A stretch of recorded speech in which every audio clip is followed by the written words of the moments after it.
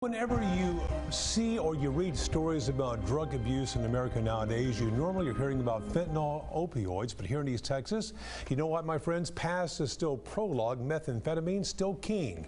Here's our special report, East Texas Addicted.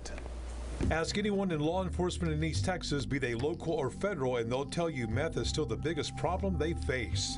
It's cheap. It's pure, purer than we've ever seen it, and it's everywhere. Is it killing a lot of people, you think? It's killing a whole lot of people. The DEA boss for East Texas, Jeff Kennemer, deals with it every day. So does Henderson County Sheriff Bodie Hillhouse. Meth is our primary problem here in Henderson County right now. Officers and agents tell us gone are the days of meth labs, even mobile meth labs you saw on Breaking Bad. This is art, Mr. White. Actually, it's just basic chemistry. The meth now in East Texas comes straight from the border, muled into our country by cartels to big cities like Dallas and Houston, then spread to smaller cities and towns. Who needs a dangerous meth lab when you can buy it already made, pure and cheap? We used to see a lot of methamphetamine labs. We don't see those anymore. The cartels has basically taken over the business and dropped the price, lowered the price, and so we're seeing finished products. Case in point, about a month ago, Hillhouse's team, along with the Tyler Police Department, arrested 53-year-old Teresa Michelle Stepp of Chandler right here at this Old Oman Road apartment complex in Tyler, with a half a pound of meth, which sells for about $22,000 on the street.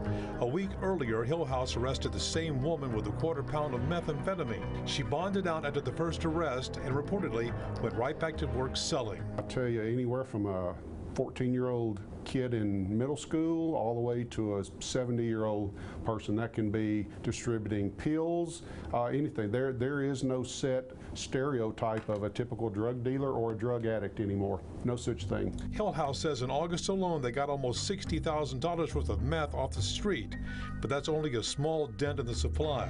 The feds and locals are dealing with some heroin and fentanyl, but meth is still rampant. The sheriff says meth has been the scourge of East Texas long before he got into law enforcement more than 20 years ago. It hasn't changed. He says it's important to shut down drug dealers because where there are dealers, there's crime. Crime that supports buyers' habits, as well as firearms-related offenses. Guns, drugs, and gangs, they all go hand in hand. If you address this type of crime aggressively, then you can help reduce other crimes in our jail. 88% of those are going to have something to do with a drug-related charge. So law enforcement is up against new criminal techniques as they continue to find a very old-fashioned foe. And tonight we started a special online report called East Texas Addicted. It takes an in-depth look at all the drug problems we have here at home and ways to find it, all the way from meth to marijuana, opioids to steroids. So look for our special stories on EastTexasMatters.com and the KTK News app.